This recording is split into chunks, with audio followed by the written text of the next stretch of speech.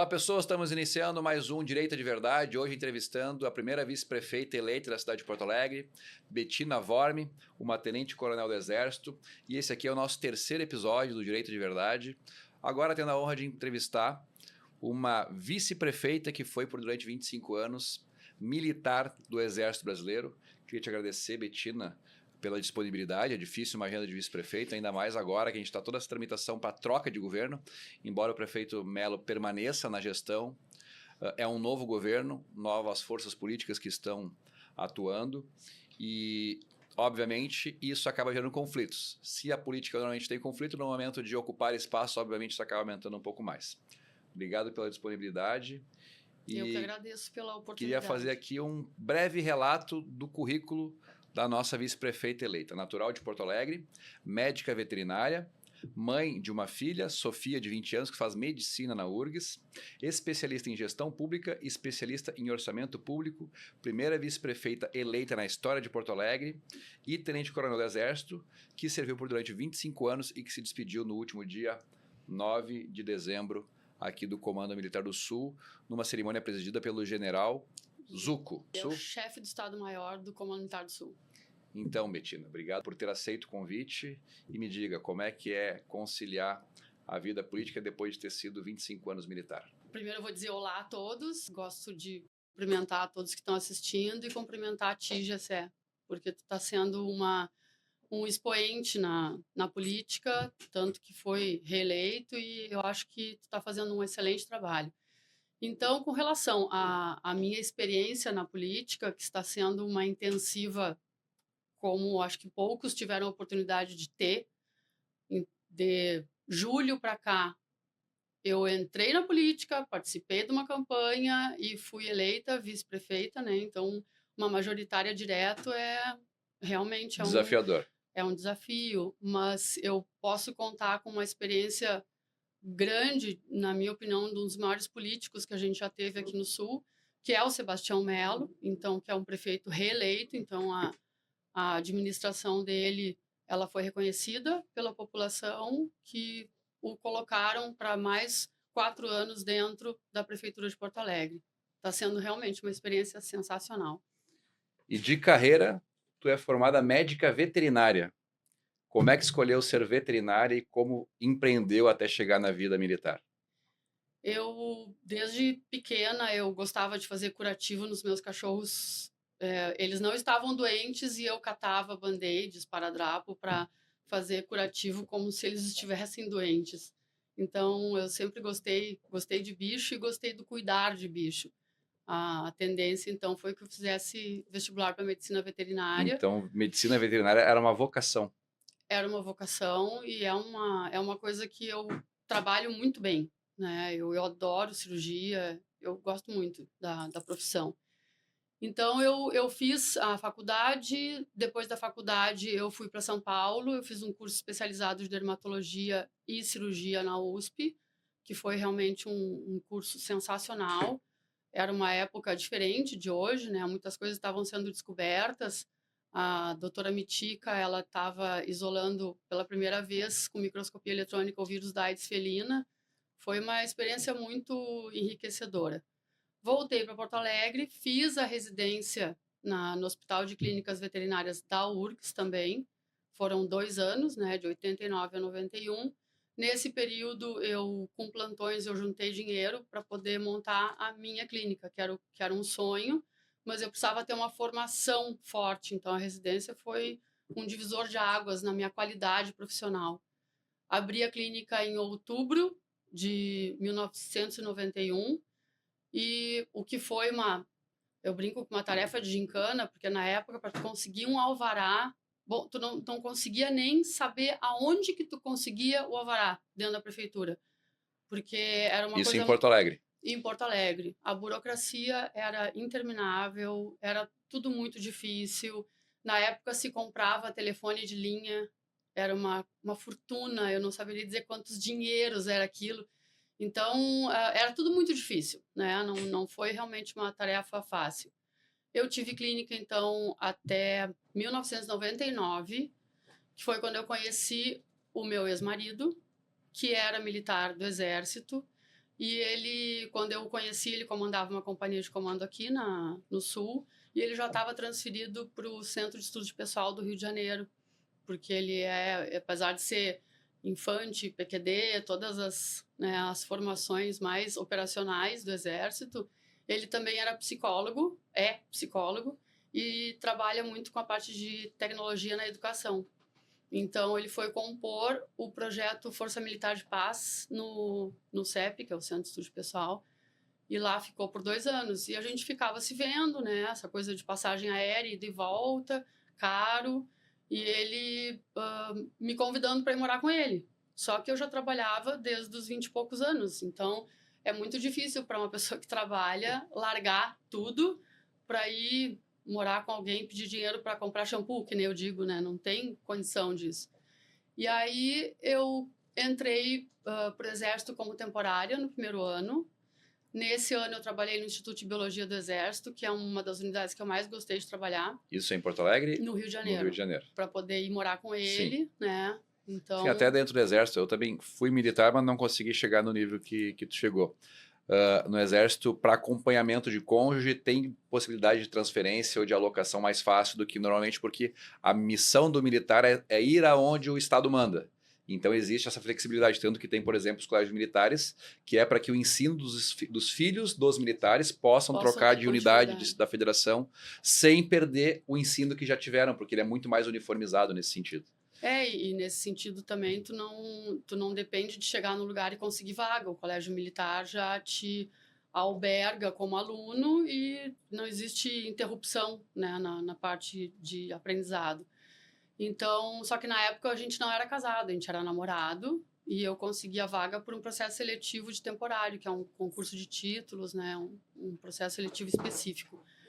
Aí, enquanto eu estava lá, meu ex-marido viajava bastante na época, então lembrando, ele não era meu marido, ele era namorado.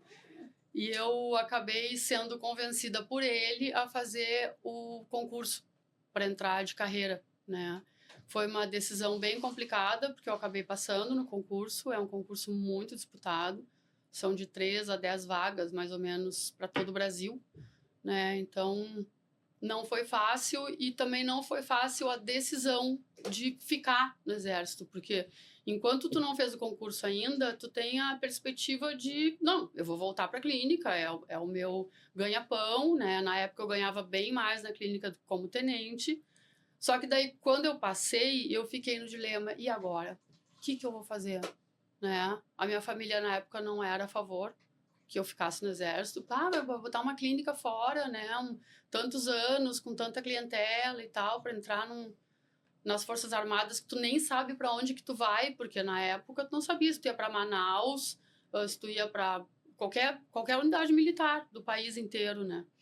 E aí eu consegui a minha vaga para o 3º Batalhão de Suprimento, que é aqui em Nova Santa Rita, que era uma forma de eu voltar para Porto Alegre, que eu queria muito, e ficar perto de família, enfim.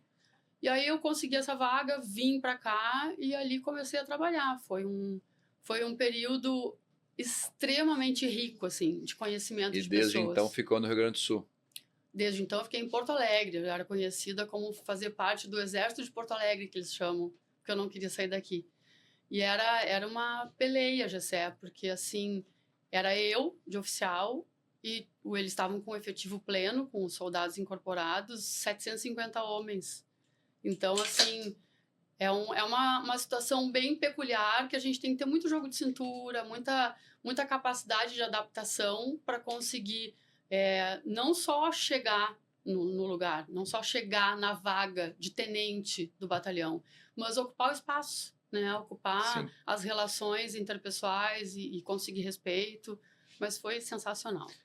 Eu lembro quando eu estava na SpaceX, tinha a Tenente Ariane. Ela era Sim. mulher, era psicóloga.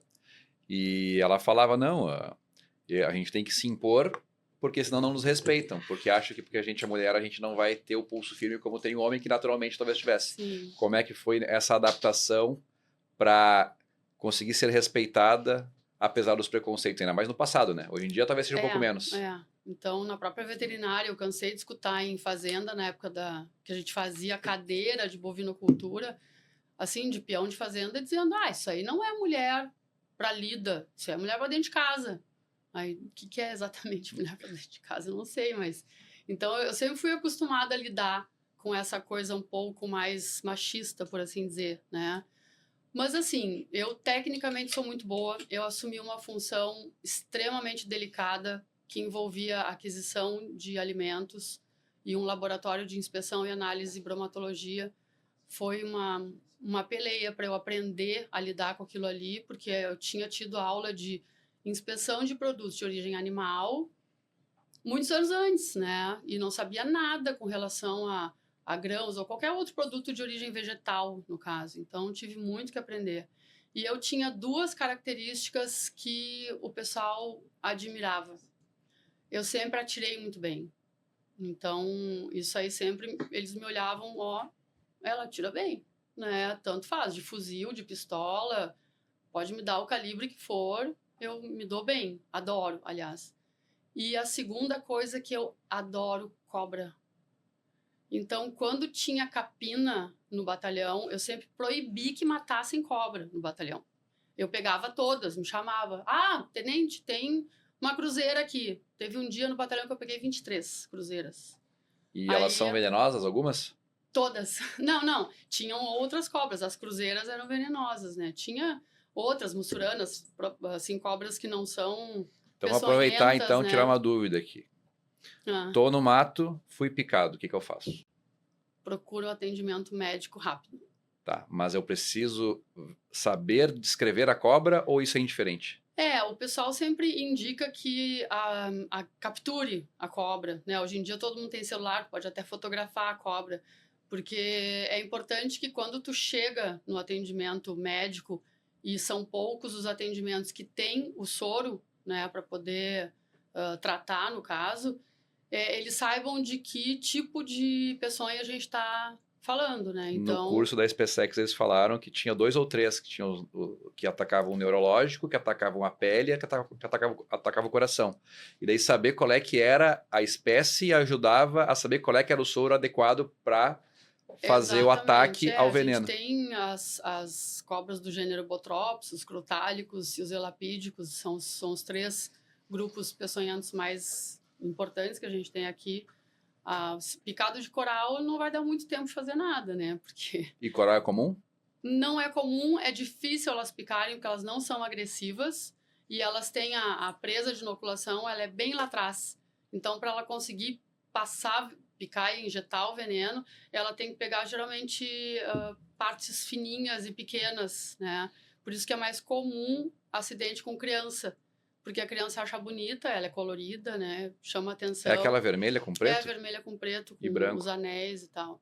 Só que assim, em sendo picado por Qualquer alguma cobra. cobra do gênero da Elapide, digamos, daquela família, 30 minutos tu tem. Porque E torniquete não é recomendável. Torniquete não. No caso da coral até poderia, mas não vai te incumpridar muito tempo de vida. No caso da cascavel, né, o crotálico e botrops, que é Então, a se tu for cruzeira e a picado por cobra, jararaca, saiba, tu vai não morrer. faça garrote, não faça. Tu vai Não, morrer, no caso, a ou vai coral, correndo pro hospital. a coral é a única que é rápida, as outras demoram horas para matar. Não, isso é uma coisa interessante do próprio exército. Na verdade, justamente porque está exposto a esse tipo de coisa, é muito comum usar bota e calça comprida.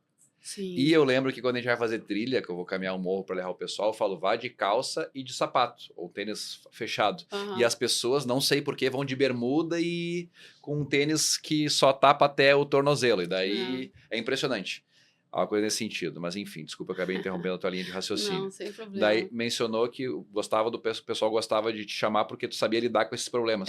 Então assim, eu tinha esse diferencial que é vinculado à coragem, por assim dizer, pegar uma cobra peçonhenta é relacionada à Já foi coragem. picada?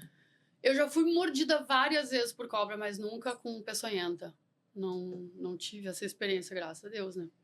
Mas assim, jiboia, já levei 200 mordidas. A gente já vai ir para fase política, mas eu fiquei sabendo que durante a tua despedida aqui no Comando Militar, que tu atuou de maneira decisiva e importante em 2 grandes episódios aqui no Rio Grande do Sul. Primeiro a questão da pandemia e depois a questão da enchente. Como é que foi a tua participação e como é que tu contribuiu na ajuda da distribuição dos insumos necessários para conseguir atacar essas duas crises que nós tivemos aqui recentemente? O Rio Grande do Sul foi o único estado que contou com a ajuda da logística do Exército para fazer a distribuição do material que atendia a UTI Covid, né? Então, todos os medicamentos usados e envolvidos na intubação de pessoas, que eram medicamentos de extrema dificuldade para conseguir, muitos eram termoláveis, são termoláveis, então o controle da temperatura é imprescindível, né, para que tu tenha a medicação segura.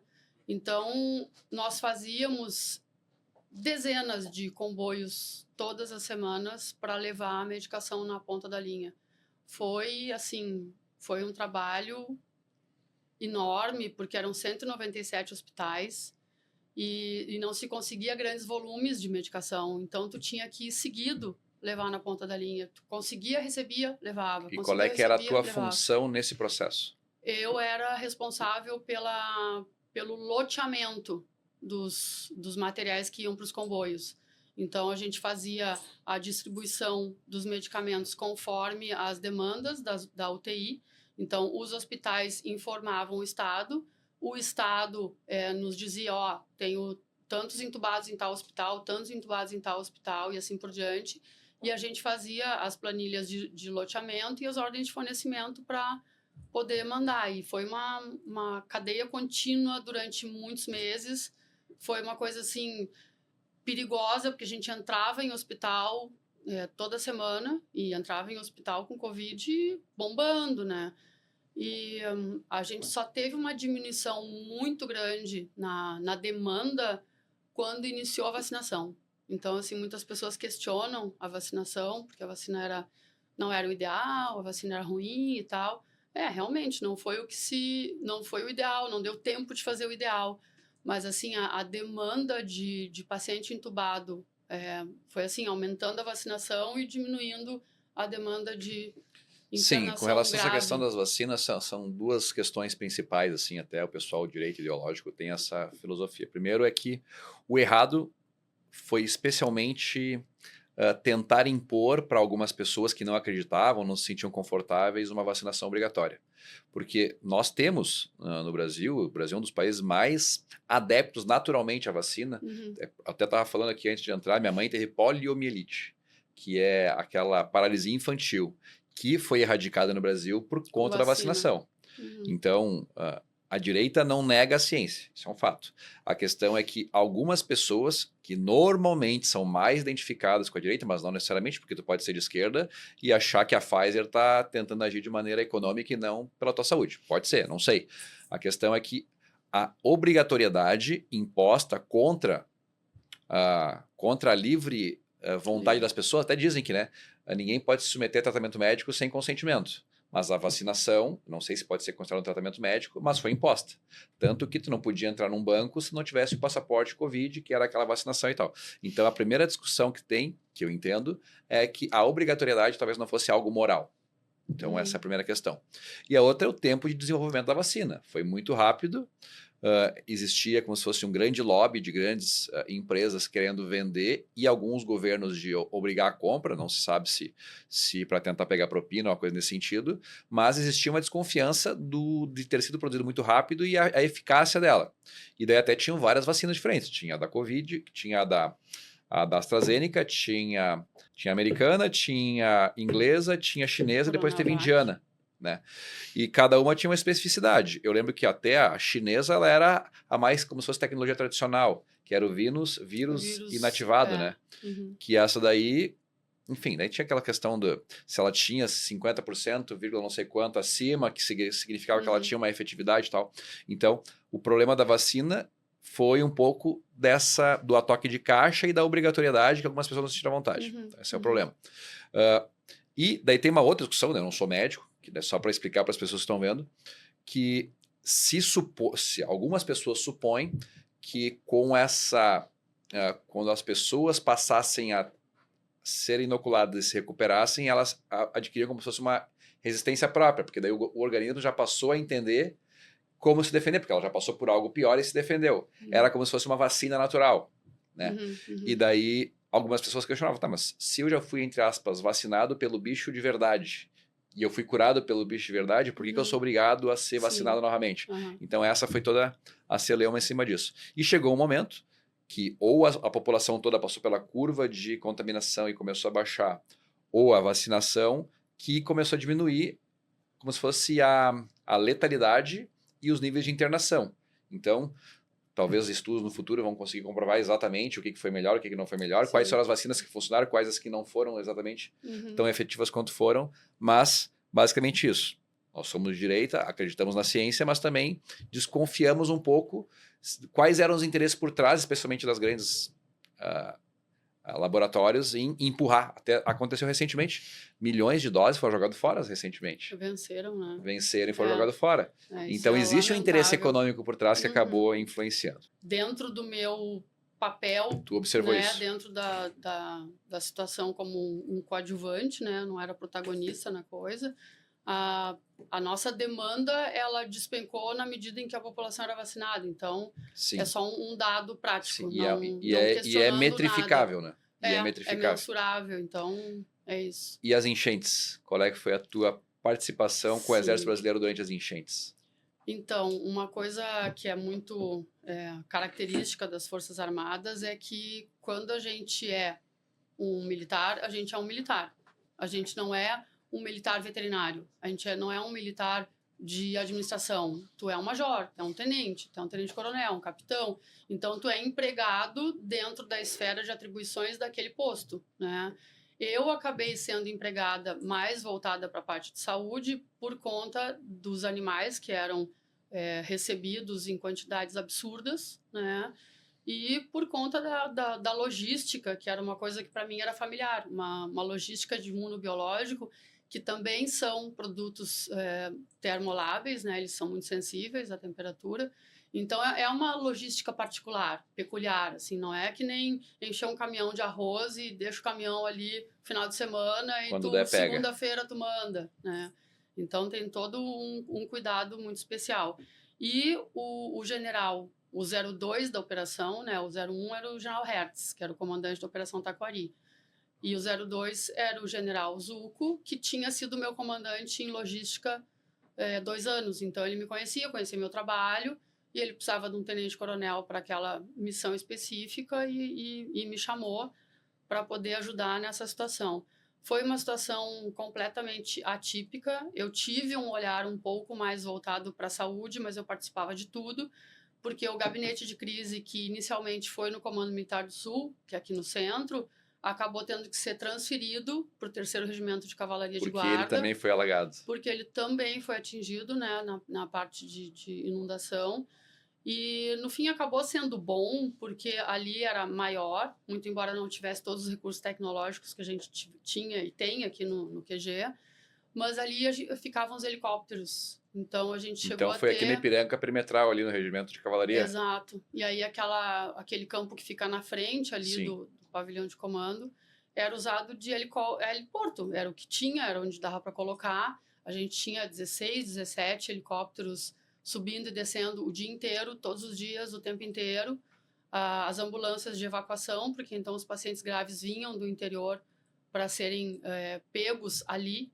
A SAMU ia até ali com as ambulâncias UTI para pegar pacientes graves e tal. Então, assim, a minha atuação foi mais nível estado, não era nível município, que agora eu olho pelo viés município, né? E foi uma coisa muito maluca, porque se tu for ver, nada se compara com aquilo ali. A enchente que aconteceu no Rio Grande do Sul não tem parâmetro em outros lugares. Sim, falam né? que em nível de destruição foi maior, inclusive, do que os tufões e os tornados que acontecem nos Estados Unidos. E foi pior do que a Covid. Até algumas coisas, depois que passa, a gente acaba começando a ouvir argumentos e se dar conta, né? Que nem, por exemplo, a questão da Covid. A Covid foi horrível. Matou muito mais pessoas. Porém, o estoque não foi perdido, a infraestrutura permaneceu, as relações ainda existiam, a cidade estava lá. Agora, por exemplo, na questão da enchente, tivemos 200, 300 mortes, algo tipo assim, mas cidades inteiras foram varridas do mapa. É o caso, por exemplo, de Mussum, é o caso de Eldorado do Sul, que aquilo ali praticamente vai ter que ser reconstruído do zero. E agora o governo do estado até começou a fazer uma ação para fazer muros de contenção ali, diques para impedir o alagamento. Mas é completamente diferente. E o Rio Grande do Sul foi varrido por isso. 90% dos municípios do estado foram impactados. Sim. É uma coisa impressionante. Um detalhe, Jessé, que eu acho que é até importante lembrar, às vezes as pessoas falam muito, o povo pelo povo. Sim, o povo pelo povo é uma coisa muito, muito legal, muito boa, que maravilha que a gente teve esse patrimônio humano, né? Porque foi uma coisa bem ruim. Mas assim, se tu for ver em qualquer catástrofe no planeta, terremoto, furacão, etc., sempre tem o voluntariado. Não existe governo que tenha musculatura de gente para atender tudo. Então, que maravilha, e a gente só aprende com isso. A gente nunca tinha tido nada parecido no Brasil. Não, mas isso é verdade. Toda catástrofe, as pessoas acabam sendo mais ágeis. Até tem uma leitura que eu faço sobre isso. Tá? As pessoas são mais rápidas, mas o Estado é como se fosse um navio, que é lento e grande, mas quando ele vira numa direção, ele consegue levar muita coisa junto. Isso. E é o que aconteceu, porque, imagina, foram 90% dos municípios do estado. Não tem 1% da população de cada cidade que é militar, não existe. Não tem. Não existe isso. Agora, como é que tu quer que o exército, que não tem 1% da população de cada cidade, faça o mesmo do que as milhares de pessoas que foram impactadas ou que poderiam ajudar estando lá? Então, a população está dispersa pelo território e ajuda onde pode e como pode. Sim. A questão é que o Estado, no caso o Exército, ele consegue, depois que está direcionado para uma direção, fazer cadeias de logística, como vocês fizeram e como tu liderou aqui no Rio Grande do Sul, tanto na Covid como na questão das enchentes. O voluntariado é ótimo, show de bola. Cara, se não fosse as pessoas que ajudaram, não teria sido tantas pessoas salvas, certo. Só que tem uma coisa, eu percebi por mim, observando a motivação das pessoas que estavam lá. Chega uma hora que a motivação do voluntário vai baixando. Exato. E daí o que fica são as ações de governo. Porque ninguém pode, durante muitos meses, deixar de buscar próprio sustento para ajudar outras pessoas. Tu faz isso numa emergência, mas chega uma hora que o Estado tem que fazer a sua parte.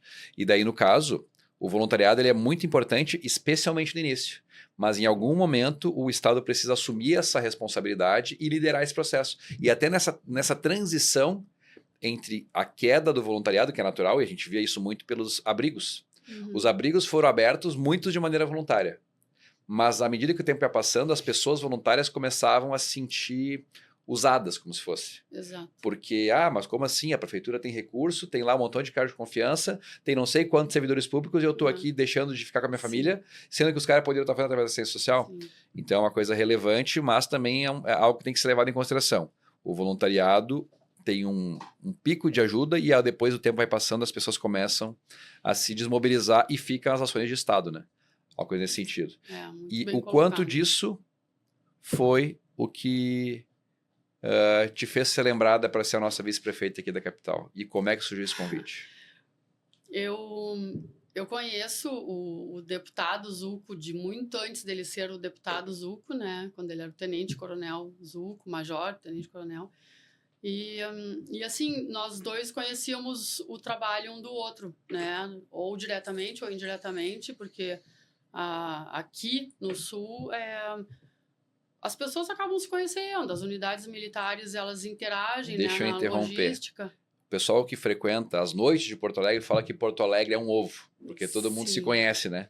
Deve ser algo tipo assim com relação ao exército também. Não, e com o exército mais ainda, porque além da proximidade física, a gente fala um do outro quando as coisas são para valer. Para valer que eu quero dizer é o seguinte: em muitas situações tu tá em exercício, em manobra que tu pode, não, se errou, tenta de novo, ou então deixa para outro dia, ou resolve de outra forma. Agora, quando é logística, quando é entregar comida, combustível, munição, armamento, colchão, armário, medicamento, coisas que são usadas no dia a dia, na vida vegetativa, né, do quartel, as coisas não podem falhar. Eles só se lembram de ti quando falha, né? Quando não falha... Até tem uma frase muito boa que falam que o soldado só luta o que a logística entrega, né? Exatamente. Não existe soldado sem arma, sem munição, sem comida, sem roupa, sem abrigo. E quem faz todo esse trabalho de logística são as pessoas que fazem com que isso aconteça todos os dias. Napoleão aprendeu isso de uma forma bem cruel, Isso- mas assim, é importante ver como que as pessoas funcionam no que a gente chama de mundo real, né? E eu sempre funcionei muito bem no mundo real, assim, de as coisas têm que acontecer, vamos fazer do jeito certo, não deu assim, vamos fazer de outro jeito. E é essa Betina dinâmica, responsável e bastante correta com os gastos, contratos e tudo que envolve, né, essa gestão do dinheiro, que eu sempre digo que não é público, é do cidadão, ele o Zuco me conhecia, eles acho que estavam procurando alguém com um perfil semelhante ao meu, muito embora eu não trouxesse comigo, né, uma bagagem política. Quando houve o convite, eu realmente me surpreendi muito, né? E com quem eu falei dentro da minha família e amigos mais próximos, quando eu fui consultar, gente, tem isso, o que vocês acham? Todos acharam sensacional. Porque Mais do que assim, quando foi ser militar. mais do que. Exato, não tinha feito esse paralelo. Boa. Então, assim, a minha família disse: olha, tudo que tu fez na tua vida, tu fez bem feito, tu fez com coragem, né, com determinação, funcionou, teve êxito. Então, assim, a política é uma oportunidade de tu fazer exatamente isso, né? Então, se somente alguns perfis de pessoas forem para a política, a gente não tem renovação.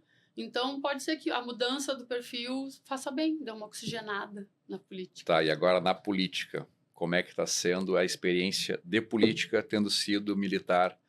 O que é muito diferente, o que é parecido e o que está aprendendo? Bom, a diferença básica, né, que a gente pode mencionar em primeiro lugar é a parte da hierarquia e disciplina, né, que digamos assim, dentro da caserna não existe muito o questionar a hierarquia e a disciplina, né? Cumpra-se. Geralmente a gente é consultado tecnicamente, né? Por exemplo, eu que sou veterinária, quem é de administração, de informática ou alguma outra área que seria de complemento ao oficialato de arma, da MAN, no caso, a gente é consultado, mas no que tu determina vai ser cumprida tal missão, te dão os meios e é cumprir a missão, Te né? vira. Dá Agora, teu jeito, né? Inclusive no meio militar tem quase um jargão que usam muito, né? Eu não quero saber se o pato é macho, eu quero é ovo. Então, assim, é aquela coisa do impossível só demora um pouquinho mais. É diferente, é diferente. Então, na política, tu tem que ir costeando alambrado. Isso é uma frase que o Melo usa muito, né? Para que as coisas aconteçam, muitas vezes existem algumas atitudes e formatos que se adaptam melhor na política. Mas o que é correto tem que ser perseguido. Não podemos deixar o correto de fora nunca, né? E eu tô gostando muito, quer saber? Tô é gostando diferente. muito. Nossa, Não, recentemente eu fui numa reunião com a vice-prefeita, ela estava liderando ali, eu achei que era o grupo de transição, uma reunião com os vereadores, isso. e ali dá para ver que, na verdade, é, é é típico de alguém militar liderar, né? Isso é uma coisa que é interessante. E na política, todo mundo quer ser líder, mas nem todo mundo tem o perfil de ser líder, né? E daí tem muitas pessoas tentando se atravessar para tentar falar, tentar dizer, não, mas eu que sei, eu que sei. E daí às vezes fazem alguns argumentos, não vou citar nomes, né? Não, isso aqui tá errado porque tal coisa. Daí a coisa que falou que estava errado, completamente errado, a coisa que ele estava falando como Sim, a argumento para premissa é desmentir. errada, né? E é interessante isso, porque eu lembro da questão militar, o militar, ele manda, mas também ele ouve, né? E até tem lá na MAN lá a frasinha lá, vai comandar, né? E descomandar, aprender a obedecer, né? Exato. E é uma coisa que acho que falta às vezes na É, política, é humildade para ouvir e ver se é. a pessoa está certa ou não. E E essa trajetória, né, que então envolve um crescente, tu começa soldado, cabo, sargento, tenente, né? Existe um crescente relacionado à experiência, que tu vai à medida em que tu vai sendo promovido, no caso do oficialato, tu comanda ali primeiro tu é comandado, tu faz parte do pelotão, depois tu comanda um pelotão, depois tu comanda uma companhia, que são vários pelotões, e assim vai. Na medida em que tu conhece o chão de fábrica, mas tu consegue chegar na gerência da fábrica para ver como é que funciona. Pessoal, vamos encerrando por aqui, porque a nossa vice-prefeita tem compromisso. Eu queria agradecer muito a ela. E antes de passar a palavra dela para ela poder encerrar, queria primeiro dizer que foi surpreendente a nossa pequena e rápida conversa aqui.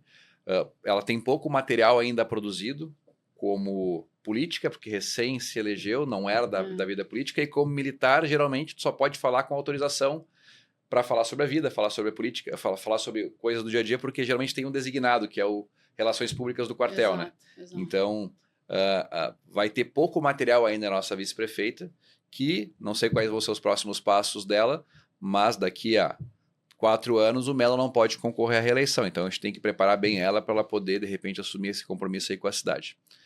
Deixar para ti fazer as tuas despedidas, mas agradecer muito ao PL Municipal, que está nos emprestando esse espaço aqui para a gente poder fazer esse podcast, ao Zuco, que proporciona isso para nós, nosso próximo governador do estado, e a todos que estão acompanhando. Se tu gostou, achou interessante a história da Betina, não te esquece de pegar o link e mandar para aquele teu colega do Exército, que foi colega dela, que talvez não conhecesse alguma dessas histórias. Nos ajuda a divulgar, e se quiser acompanhar meu trabalho, segue a página aí que vai ser muito bem-vindo. Betina, obrigado por ter vindo, e sucesso aí na prefeitura, que o teu sucesso vai ser o sucesso de Porto Alegre. Eu agradeço a oportunidade, sempre é bom a gente poder esclarecer algumas coisas, mostrar um pouco da gente, visto que eu não sou ainda completamente conhecida, serei em breve, mas podem esperar de mim um esforço que eu vou fazer o meu melhor para que dê certo essa administração. E a gente vai ter que fazer mais vezes, porque não deu tempo de falar tudo que foi anotado aqui de coisas que a gente podia ter colocado. Obrigado, Betina, obrigado a todos, estamos juntos. Obrigada.